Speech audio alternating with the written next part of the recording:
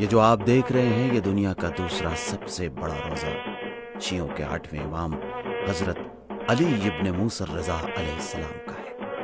یہ آواز لوگوں کو نماز کی جانب بلاتی ہے۔ ہر سال 2,70,00,000 سے زیادہ افراد اس مقدس مقام کی زیارت کرنے آتے ہیں۔ یہ داستان حضرت امام علی رضا علیہ السلام کے ذریعے ایک چھوٹے سے گاؤں نوغان کے دنیا کے ایک عظیم ترین مکان میں تبدیل ہو جانے کی ہے۔ یہ کہانی حضرت امام علی رضا علیہ السلام اور آپ کی بارگاہ کی ہے۔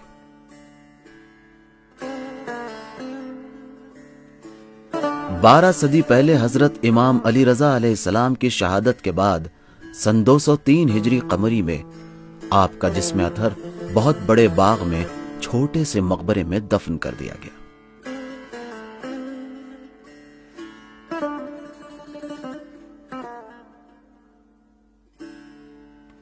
مختلف ادوار میں اسلامی ممالک کی شخصیتوں، خراسان کے حاکم اور گورنروں اور مسلمانوں نے خلوص کے ساتھ حضرت امام علی رضا علیہ السلام سے عقیدت و محبت کے سبب بہت زیادہ مال و دولت خرچ کر کے اس روزے کو باعظمت بنانے کی کوششیں کی، جس کے نتیجے میں یہ روزہ ایک چھوٹی سی عمارت سے ایک عظیم عمارت میں تبدیل ہو گیا کہ جو آج 10 لاکھ میٹر مربع سے زیادہ وسیع و عریض ہے۔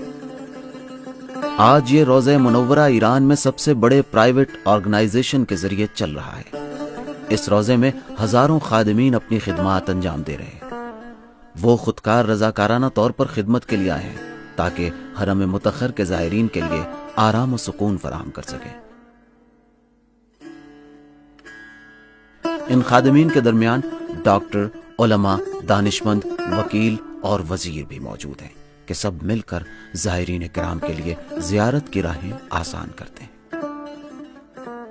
کروڑوں افراد ہر سال دنیا کے 180 ممالک سے اس مقدس مقام کی زیارت کے لیے سفر کرتے ہیں، جن میں سے تقریباً 15 لاکھ زائرین غیر ایرانی ہوتے ہیں اور تقریباً 4,000 افراد دوسرے مذہب سے سیاحت و تفریح کے لیے آتے ہیں۔ حضرت امام علی رضا علیہ السلام کا روضہ مبارک مختلف حصوں پر مشتمل ہے، جیسے صحن، گیلریاں، ہال اور دیگر حصے۔ بست یا گیلری حضرت امام علی رضا علیہ السلام کے روضے میں خاص مقام کو کہا جاتا ہے، جو آستان قدس رضوی کے عمارت کے اطراف میں اور بارگاہ رضوی کے صحن میں داخل ہونے سے پہلے حصے کو شامل ہوتا ہے، اور بارگاہ رضوی کے صحن میں داخل ہونے سے پہلے حصے کو شامل ہوتا ہے۔ روضے میں وارد ہوتے وقت بہت عظیم اور بڑے دروازے ہیں جو ٹائلز، اینٹوں اور پتھروں سے سجے ہوئے ہیں۔ یہ دروازے روضہ منورہ کے 4 اصلی راستوں پر واقع ہیں۔ ان دروازوں سے داخل ہو کر صحنوں میں وارد ہوتے ہیں، کھلے ہوئے بغیر چھتوں کے دالان، وسیع و عریض صحن جہاں مناسبتوں میں مذہبی پروگرامز، عزاداری اور نماز جماعت منعقد ہوتی ہیں۔ حضرت امام علی رضا علیہ السلام کے روضہ منورہ میں مجموعاً 9 صحن ہیں، جن میں سب سے قدیمی صحن انقلاب اور سب سے بڑا صحن جامع رضوی ہے، اور سب سے چھوٹا صحن قدس ہے جو فلسطین میں بیت المقدس کی شبیہ ہے۔ صحنوں سے گزرنے کے بعد ایوانوں میں پہنچتے ہیں، جن کو رواق یعنی ہال کہا جاتا ہے، جو ذریعہ مقدس کے اطراف میں بنائے گئے ہیں۔ یہ مقدس مقامات بے نظیر شیشوں اور خوبصورت ٹائلز اور کاشیکاری سے بنے ہوئے ہیں۔ حضرت امام علی رضا علیہ السلام کے روضہ منورہ میں 32 ہال ہیں، جن میں سے سب سے زیادہ قدیم دارالحفاظ ہال اور سب سے بڑا امام خمینی رحمت اللہ علیہ ہال ہے، اور سب سے چھوٹا ہال دارالعزہ ہے۔ قدیم زمانے سے ہی ہال اور شبستان اہل دل اور اللہ والوں کے لیے تنہائی میں عبادت کے لیے بہترین جگہ رہی ہے۔ ہالوں سے گزرنے کے بعد ہم ذریعہ مطہر کی جانب بڑھتے ہیں۔ گنبد کے نیچے ذریعہ مطہر موجود ہے۔ حضرت امام علی رضا علیہ السلام کی قبر مطہر ایک چاندی کی جالی میں ہے، جس کو ذریعہ کہا جاتا ہے۔ حضرت امام علی رضا علیہ السلام کے عاشق زائرین حضرت کے چاروں طرف راز و نیاز میں مصروف رہتے ہیں۔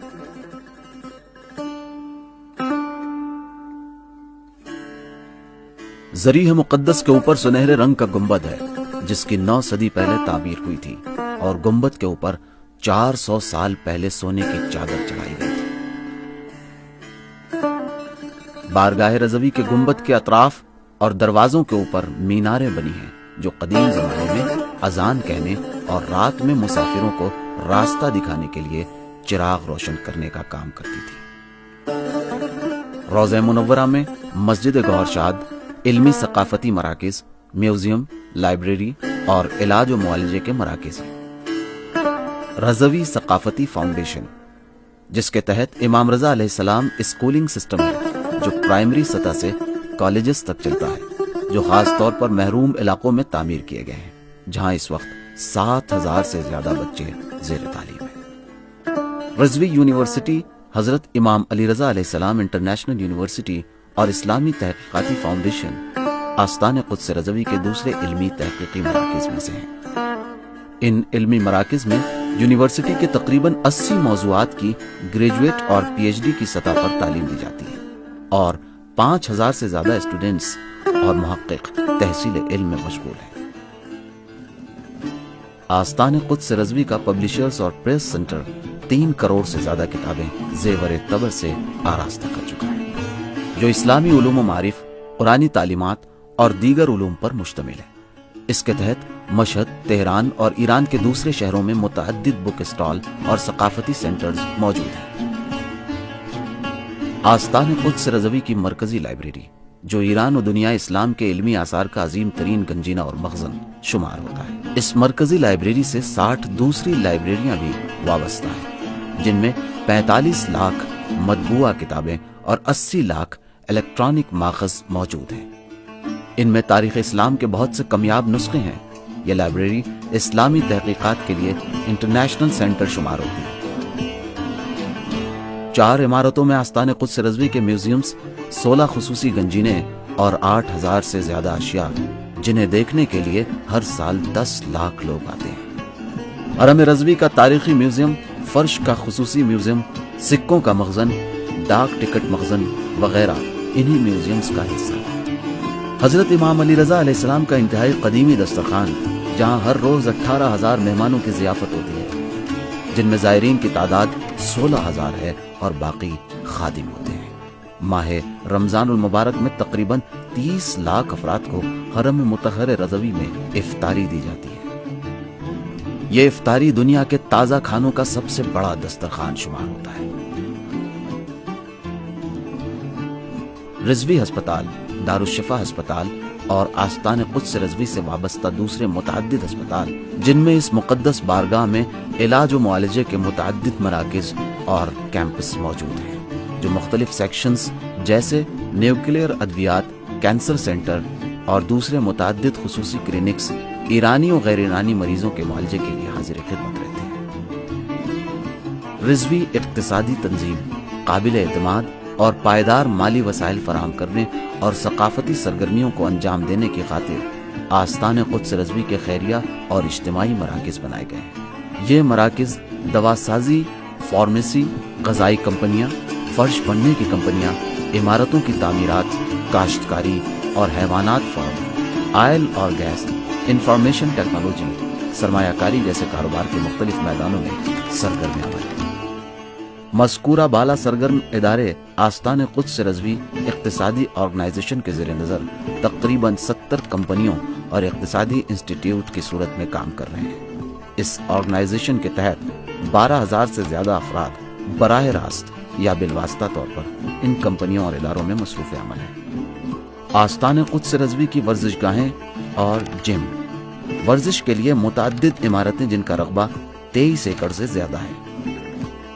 اس ادارے میں 12 ورزشی ٹیمیں موجود ہیں اور اس میں ہر روز 5,000 سے زیادہ افراد ورزش کے وسائل سے بہرور ہوتے ہیں۔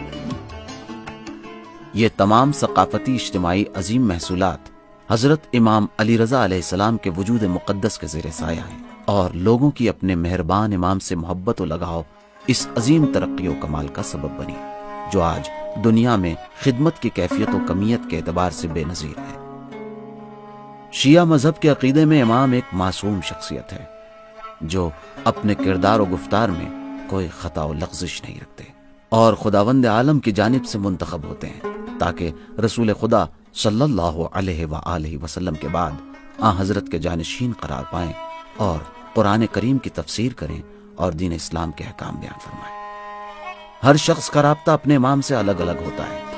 بعض امام کو ایک مہربان باپ کی نظر سے دیکھتے ہیں، اور بعض افراد ایک ہمدرد بھائی کی نظر سے، اور بعض دلسوز رہبر کی مانند۔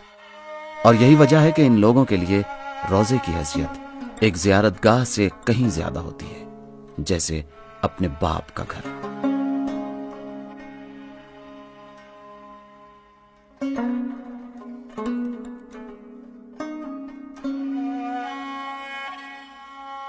حضرت امام علی رضا علیہ السلام نے فرمایا، ہر انسان کی دوست اس کی عقل ہے، اور اس کا دشمن اس کی جہالت و نادانی ہے۔